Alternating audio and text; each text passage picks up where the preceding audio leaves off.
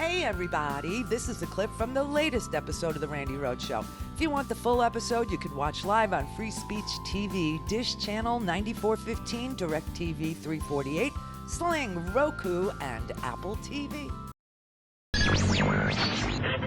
Mary had a little man. The fault.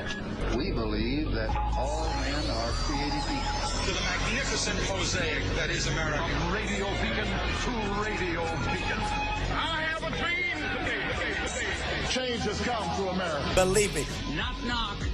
A new, just-released Quinnipiac University poll shows that the top 5 2020 Democratic candidates, when going head-to-head with President Trump, all come out on top by large margins, as you can see there. Joe Biden polling the best with a 54 to 38% lead over the president. That's 16 percentage points.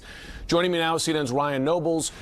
You look at Biden's numbers here, and another headline is, in terms of his lead over the rest of the Democratic contenders, maintaining a large lead. And that Monmouth poll earlier this week that showed a dead heat among the three at the top appears to be an outlier.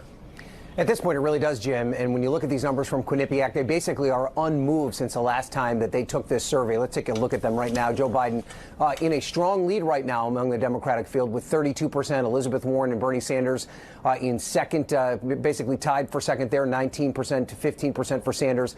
Kamala Harris at 7%, Pete Buttigieg at 5%, and Beto O'Rourke coming in at 1%. And when you compare that to some of these surveys that have been taken over the past month, this pretty much shows that the Democratic field is locked in pretty much a standard operating procedure here. You see the CNN poll from not too long ago at 29%. That Monmouth poll that you talked about from earlier in the week did show that Biden had dropped significantly down to 19%, and it actually showed that Sanders and Warren were at 20%. The margin of error, though, on that Monmouth poll was at 5.7%, where the Quinnipiac poll and the CNN poll are more in the range of 3%. So it really does seem as though there isn't a ton of movement in this Democratic primary right now. One other thing that we should point out, Jim, is that there is big news with this poll related to the debate coming up not too long from now. And we see here that Tom Steyer, of course, the billionaire who got into the race late, has been flooding both television and digital platforms with ads, hoping to boost his poll numbers to get in and qualify for that DNC debate. He's not going to be able to do it with this poll. Jim, we don't anticipate any other polls coming out today. He needs at least one more poll by midnight tonight to get into the debate. That is significant because if Steyer is out, that means only one night of debates with 10 candidates on stage. Right, and that is where we left off yesterday because I didn't want to, everybody went crazy about this Monmouth poll that had a very small sample size. And, size matters. Yes, I am a size queen. And when it comes to your poll, it has to have a decent size. That's just a fact. Maybe I'm wrong, but I don't think so. And so the sample size was way too small. And it was obviously an outlier, meaning that I wanted to wait. And this is what I said. They were telling us we had a three-way. There was going to be a three-way is what. Aren't elections exciting now? I mean, don't you get how excited I get? Don't you? Do you feel that? Do you feel the love? Do you feel that, a forward push? Do you feel the thrust of the enjoyment that could be had with large sample size polls? And, three-ways. So they were telling us it was going to be a three-way. They were saying that Biden had lost all these, polling points and that Warren had gained and Sanders had gained so much that it was a three-way. And, a little gross, but, only because Biden was still on top. And Sanders was in there. You know what I'm saying over there? I mean, but anyway, so I wanted to wait. That's where we left off yesterday. I said I didn't really want to get into it until I saw a trend. And so I knew that there were two polls coming out today. There was the USA Today Suffolk poll and the great big one, the one that everybody loves because their size is huge as far as the amount of people they talk to. The sample size in Quinnipiac polls are ginormous. They're reasonable. Their margin of error is smaller. And that's what you want. You want small. You want big polls, small margin of error. And so the new Quinnipiac poll did come out today, and the new USA Today Suffolk poll came out today. And it's identical to what we've seen before. So there is no trend away from Biden. There is no upward movement for, Elizabeth Warren or for Bernie Sanders to speak of. The Quinnipiac today had Biden at 32, Sanders at 15, Warren at 19. Okay. The USA Today Suffolk had Biden at 32, Sanders at 12, Warren at 14. Now, both those polls had Cory Booker and Kamala Harris tied at 6. Yang is at 3 in both these polls.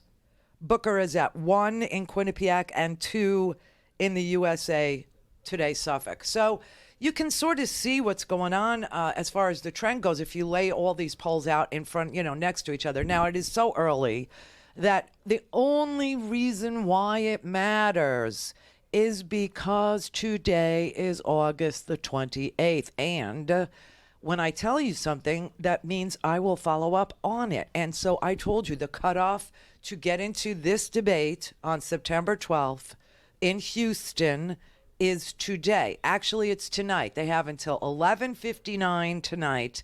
The others that didn't meet the 2% in 3 poll threshold to find another poll that is recognized by the Democratic National Committee that shows them at least 2%. So, for instance, Tom Steyer, he's got the proper amount of donors, and the criteria for who is included in our debates in the first and second debate was one thing, and now going forward into the third and fourth debate has doubled. So in the first and second debates, in order to be on the stage, you needed 65,000 individual donors and 1% in 3 polls.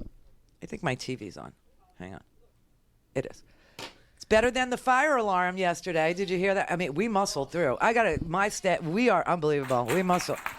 Yesterday, if you missed it, go back and listen to it. We got hit by lightning so bad. You could actually hear the crack of thunder and the lightning at the same time because the storm was like right over our freaking heads. And the lightning crack was so severe that it turned on all the fire alarms in our building. No, I'm not in my basement. I'm not in my house. We're in a commerce park, okay? And this building that we're in, the fire alarm was going off in the whole building. And went off for an hour and a half. And we just did our show. We just kept on going. We closed all the doors. I was smart enough to rent the orifices in the back of the building away from the fire alarm. So we were able to muscle through. But, oh, man, it was like torture. Every break I get up and I get some coffee or something or I go outside. And the whole building was emptied. Everybody was outside. And it was brain piercing. But we did it. We finished it. All right. So for the first and second debate, you just had to have 65,000 individual donors and 1% in 3 recognized polls. In these debates going forward, you have to have 130,000 individuals who donated. And you have to show 2% in 3 polls. Now, Tom Steyer has met the fundraising, obviously. He has 130,000 different donors, individual donors. But he's only had a 2% showing in 2 recognized polls. He's waiting for a 3rd poll today. Now, I know Quinnipiac and USA Today were coming out today. He didn't make it. So he won't be on the stage in this particular debate. The same thing for Tulsi Gabbard. She is 3 polls short of 2%, so I don't think she'll be. But there are other debates, right? We're talking specifically about September 12th. Tom Steyer, Tulsi Gabbard, and whoever didn't make the cut this time, 10 did and the rest didn't, have a chance to make it in October. There'll be another debate, obviously, and the same rules will apply. So that's why the polls were interesting to me today. And also, I didn't want to talk about the Monmouth poll if it was going to be an outlier, meaning it wasn't part of a documentable, demonstrable trend. And so I left it alone all day yesterday, but it doesn't look like there's a 3-way yet. Has Sanders and Warren improved? Yes. Yes, they have. To the magnificent magnificent mosaic that is America. Radio beacon to radio.